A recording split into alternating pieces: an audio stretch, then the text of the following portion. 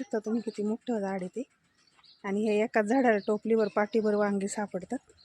बा आताच किती त्यांना फुलं आहेत आणि छोटे छोटे वांगे आहेत. आता हे तोडून नेलेत त्याच्यामुळे छोटेच राहिले हे.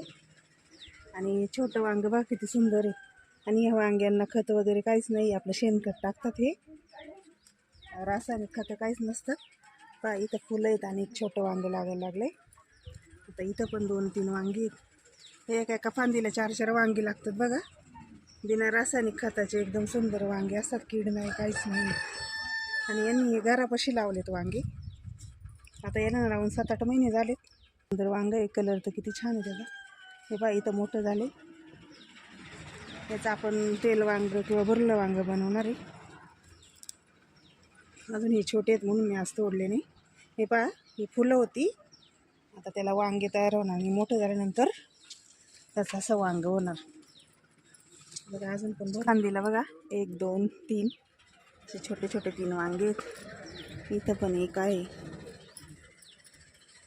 हे असे छोट्या वांग्यांचं तेल वांग खूप सुंदर होतं. तर तेल जास्त टाकायचं आणि शेंगदाणे वगैरे टाकून मस्त बनवायची. पहा तर ही एकच फांदी तर याला 2 वांगे आहेत. आणि हे छोटं आता वांग तयार व्हायला लागले. मोठं झाल्यानंतर ते एवढं मोठं होणार असं. तर आपण हे परवा इथे हे मोठं झाले असे वांगे जर तोडले आणि त्याचं आपण लोणचं किंवा भरलं वांगं केलं तर खूप सुंदर लागतं. तसं हे झाड आमच्या दारापुढे बघा गावाकडे.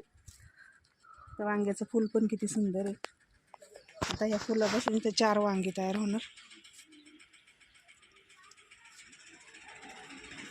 हे बघा तर इथं वांगी लागायला लागली एकदम बारीक बारीक.